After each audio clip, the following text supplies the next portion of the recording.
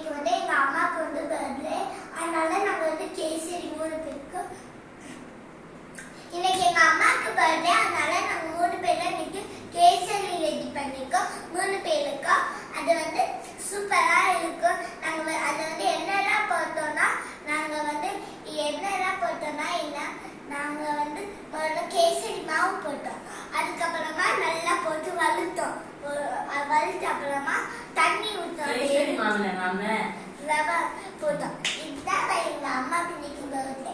அதனால நாங்க போட்டு நல்லா ரெடி பண்ணி கழுவி வச்சுட்டோம். அதுக்கப்புறமா சுடு தண்ணி விட்டோம். அது வந்து நல்லா கொதிச்ச அப்புறமா அந்த நம்ம எடுத்து வச்ச பிளேட்ல ரவையை தூக்கி இதில் போட்டு நல்லா கலக்கி மிக்ஸ் பண்ணிட்டோம். அதுக்கப்புறமா நம்ம ஏலக்காய் நம்ம ரெடி பண்ணி வச்ச புல்டா மிக்ஸியில் போட்டாங்க. ஏலக்காவை எடுத்து இதில் போட்டு அது வந்து நம்ம